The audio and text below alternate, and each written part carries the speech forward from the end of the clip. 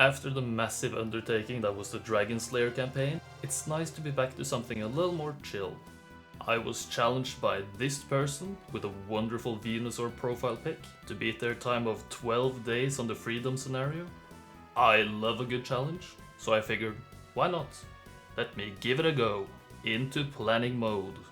Usually, when I look at a map, I get a good feel for what would be a good and or fun strategy. When looking at this map, there are some very notable things. Green, the unplayable faction, has access to an external archer's tower, a barracks, and a griffin tower a little more hidden, as well as 2 towns, which are always both castle towns, meaning that they can easily build up a sizable army quite quickly.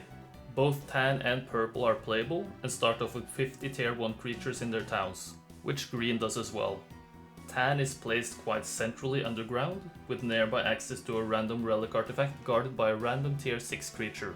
Purple starts off quite remote, with access to a random minor artifact guarded by a random tier 3 creature.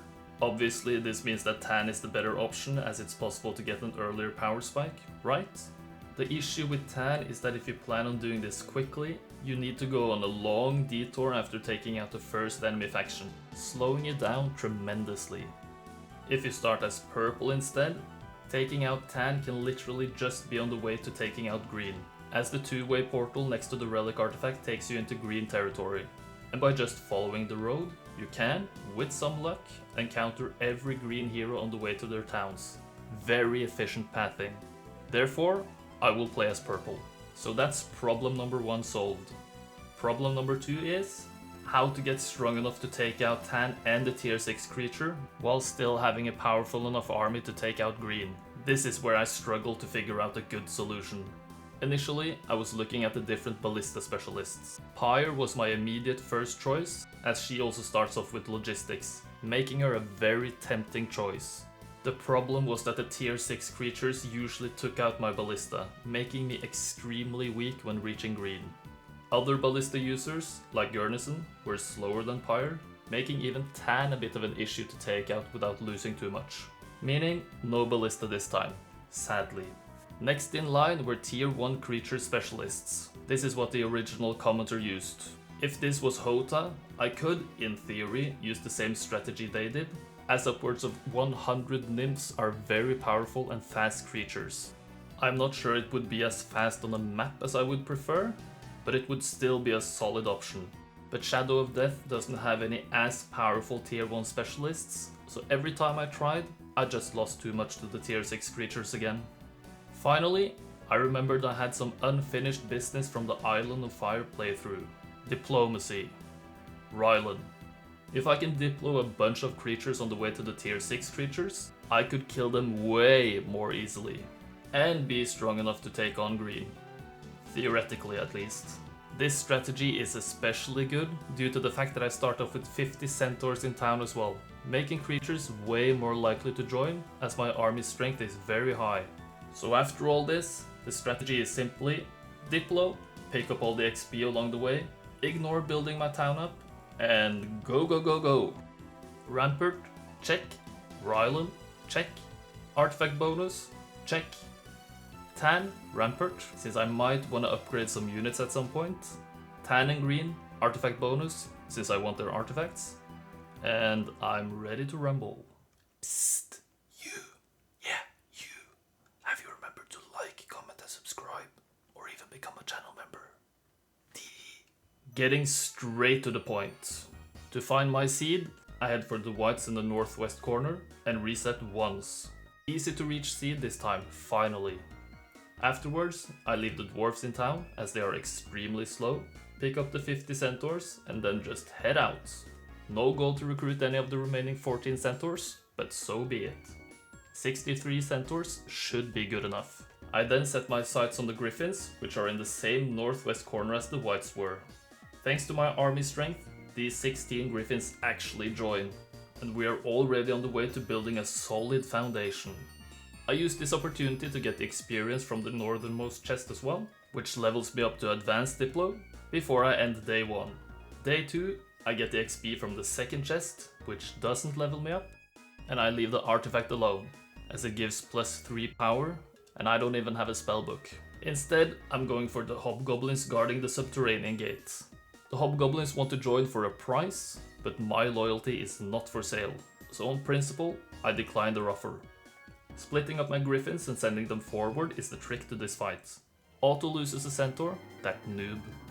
Griffins retaliate twice, so as long as only 2 hobgoblin stacks hit 1 griffin stack, I'm good. 1 stack up and 1 stack down, which splits the hobgoblins up nicely. Griffin retaliation then just one-shots the hobgoblins, and it's easy peasy. Down I go towards Tan. More chests equal more XP, and leadership is actually quite nice, as having creatures from 3 or more factions makes morale negative. And Diplo gameplay usually leads to having a bunch of different faction creatures, which leadership negates. Very handy that Ryland has this. But chest number 2 has the real prize. Logistics. I'm in business now. The Gnoll Marauders see my enormous army strength and decide to join, for free unlike the hobgoblins, due to their desire for greater glory. I'm here to give them just that. Continuing straight for Tan's Rampart Town, there's an important detail to note here. If my army strength is too low, their heroes are way more likely to continue exploring around the map instead of defending. I'm guessing there's some threat factor at play here, but I'm not really sure. When I get a visual on their town, I can see they have their full army defending. This is gonna be a tough one. So instead, on day 5, I go through the one-way portal to the east of their town. The psychic elementals are guarding a crappy artifact. Why would I ever bother going through here to get this? There aren't even any boats on this map. I engage, and would you believe it? Of course they join me. I guess the Gnolls had some magnificent things to say about this, so these 12 glory hunters enlisted the Ollis army as well. We're going to the halls of Valhalla, boys. Strap in! If Tan were scared before, they're absolutely terrified now. Ares is first up. Otto manages to lose 3 Gnolls against his 6 Walking Dead, so I decide to see how. Oh, magic arrow of course. Quick combat finish it is, and I pick up advanced logistics. Nice. Vokial hides in town with an interesting army. His storm elementals are the one-way portal guards on this seed, and my initial plan was to diplo them as well. But I guess he came to them first. Gosh darn it. I should probably have split up my griffins into small stacks in order to block his shooters on turn 2, but sometimes I forget things. Surprisingly, Vokial targets my psychic allies with his ranged units, which is annoying as my goal is to not lose any of them, as I will need them all later. I move towards the half-breached wall with all my units, and Vokial casts slow on my elementals. Typical. My catapult has activated its aimbot and breaches the wall, making way for my ground units, making it easy for me. On turn 2, he thankfully starts targeting my centaurs, and I can begin invading his space a little bit, inching forward. But then his stormies start hitting my fragile elemental boys. Suboptimal for me. But they get a hit in as all 12, which takes out a bunch of his centaurs and all of his dendroids. No retaliation either. Apparently, this causes his elves to piss their pants before my centaurs move in. After taking a hit, the griffins head towards the top shooters, and the skeletons just end their own existence for some reason. After a stormy hit, my psychics just evaporate the remaining elves and centaurs.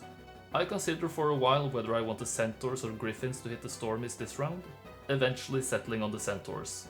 This apparently scares the dwarves, and my centaurs get a nice hit in, leaving 2 stormies. They die the next turn to a retaliation, and the dwarves are finished by a hit from the psychics. All in all, quite a good fight. A bit lucky with the catapult, but I'll take it.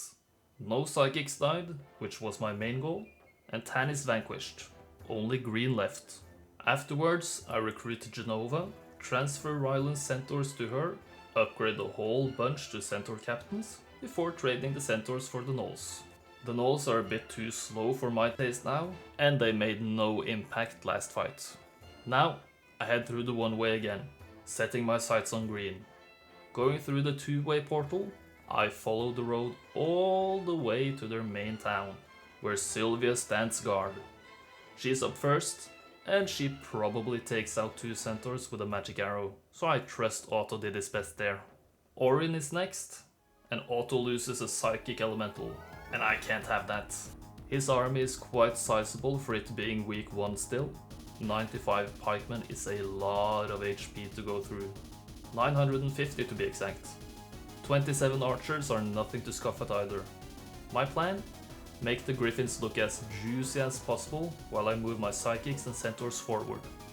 Orion takes the bait on turn 1, hitting my biggest stack of griffins with both his archers and a magic arrow. Now I hope my catapult has its aimbot on still, and I position for a possible hole in the wall. And it does. I never quite understood how the catapult works, but I don't need to understand it to take full advantage. My centaurs then hit his 19 griffins, and the psychic elementals then get a juicy hit in on both his swordsmen and griffins. His griffins decide to just die to a centaur retaliation afterwards. I then present all my griffins, which the pikemen appreciate. The next turn, my centaurs kill the swordies, and my now 11 elementals just go in for a massive hit on his remaining stacks, killing 47 creatures in total. Woof! From here on out, I just use my centaurs and psychic elementals to take out his remaining pikemen, which takes a couple of rounds. This was a solid fight, and I'm extremely well set up for the final part of this scenario. I level up a few times, most notably picking up expert logistics, which might let me hunt down Green's remaining heroes. I chill in base, but before I end the turn, I recruit Taysar in my first town to pick up some resources, which will let me build a couple of things in the castle town. First, I upgrade the Griffin Tower so I can upgrade a Griffin, maximizing my movement the next turn. Then, the next day, I build the stables, further increasing my movement points. If Green has any straggler heroes out there, Rylan will catch up, and catch up quickly. I leave town and head through the final one-way portal, finding Clavius hanging around. His army is quite bad, let's be honest here. Otto smashes him, but I want to play this out. Waiting with all my units, he first magic arrows, then moves forward while not letting my psychics get a nice double hit in. Crud! I then just start moving forward, hitting whatever I can, doing a lot of damage. After my psychics get a hit in on turn 2, Clavius just throws in the towel. What a shame. I set my sights on the town, and if Green has no more heroes around the map, this might be it. I take the town, and would you believe it? Green is actually vanquished. Scenario finished. Already.